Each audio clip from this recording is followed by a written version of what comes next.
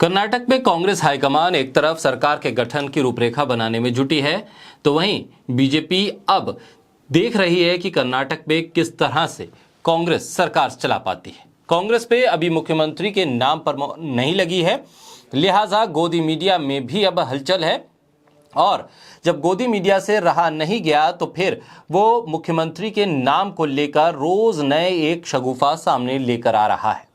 इस बीच एक बयान भी चर्चा में आ गया है और वो बयान है सुन्नी उलमा बोर्ड के एक नेता का।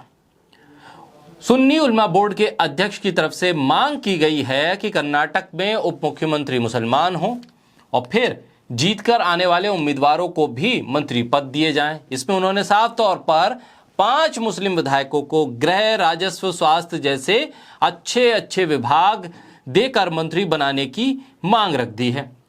कर्नाटक वक्फ बोर्ड के चेयरमैन शफी सादी ने कहा है कि हमने चुनाव से पहले कहा था कि किसी मुसलमान को उप मुख्यमंत्री होना चाहिए और हमें 30 सीटें दी जानी चाहिए। हालांकि हमें 15 सीटें मिली और 9 मुस्लिम उम्मीदवार जीते। करीब 72 विधानसभा सीटों पर कांग्रेस मुसलमानों की वजह से जीती है।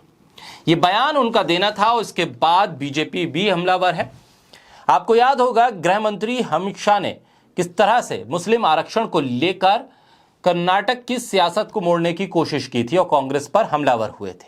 अब इस बयान ने कर्नाटक की सियासत में एक और हंगामा खड़ा कर दिया है। लेकिन गोदी मीडिया जब इस बयान को दिखा रहा है तो ये नहीं बता रहा है कि बयान देने वाला शख्स सिर्फ एक बोर्ड का अध्यक्ष नहीं बल्कि बीजेपी की समर्थन से बनने वाला अध्यक्ष भी है। बोलता हिंदुस्तान पर मैं हूं आपके साथ मिर्जा शाकिर अली बेग। शफी सादी ने कहा है कि हमारे समुदाय यानी मुसलमानों ने कांग्रेस को बहुत कुछ दिया है, अब समय आ गया है कि बदले में उन्हें कुछ मिले। इस बयान के बाद बीजेपी कांग्रेस पर निशाना साध रही है और कह रही है कि मुसलमान अब राज्य में हावी हो रहे हैं। कांग्रेस के सेकुलरिज्म पर सवाल खड़े किए जा रहे हैं और कहा जा रहा है कि किस तरह से राज्य में अब सत्ता चलेगी, पूरी सत्ता मुसलमानों के हवाले हो गई है। कर्नाटक वक्फ बोर्ड के अध्यक्ष शफी सादी की इस मांग के बाद सोशल मीडिया पर उनका बीजेपी से कनेक्शन भी एक्सपोज हो गया है।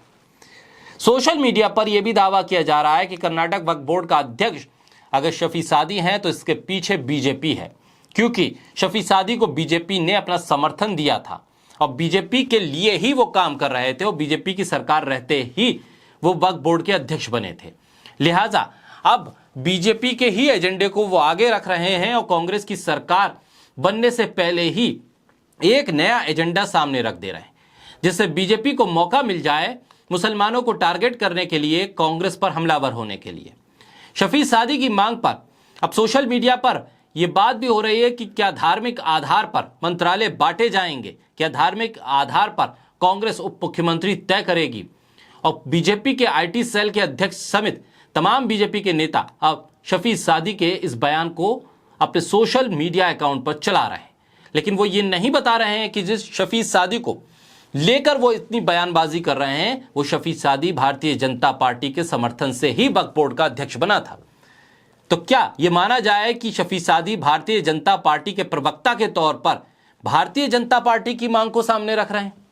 क्या ये समझा जाए जो शफी सादी भारतीय जनता पार्टी के समर्थन से चेयरमैन बने, अध्यक्ष बने वक्फ बोर्ड के, वो भारतीय जनता पार्टी की ही जबान बोल रहे हैं, दरअसल भारतीय जनता पार्टी की डिमांड को ही कांग्रेस के सामने रख दे रहे हैं।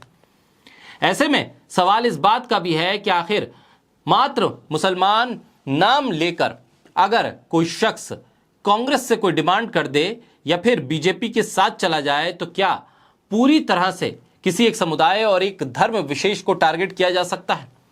बीजेपी ने किस खूबसूरती के साथ इस बयान को सर्कुलेट किया और फिर यह नहीं बताया कि दरअसल इस बयान को देने वाले शख्स के पीछे बीजेपी का कितना समर्थन है। और तो और गोदी मीडिया भी और उसके तमाम रिपोर्टर भी जो कर्नाटक की चुनावी कवरेज कर रहे थे वो अपने ट्विटर अकाउंट पर दिखाने लगे कि बड़ी खबर आ गई है, बड़ा बयान आ गया है और मुख्यमंत्री अभी तय नहीं है, उससे पहले ही ये विभाग मुसलमानों ने मांग लिए हैं। ऐसे में सवाल इस बात का भी है कि वो पत्रकार जो इसको बड़ी खबर बता रहे थे और ये कह रहे थे कि मुसलमानों की डिमांड है, क्या वो नहीं जानते थे कि शफी सादी किस पार्टी के समर्थन से वक्फ बोर्ड के अध्यक्ष बने थे और कितना उठना बैठना उनका भारतीय जनता पार्टी के नेताओं के बीच में था? इन तमाम विवाद के बीच गोदी मीडिया के पत्रकार भी एक्सपोज हुए हैं और शफी सादी कि पीछे कौन हो सकता है, किस पार्टी का हाथ हो सकता है, ये सवाल भी अब खड़े हो गए।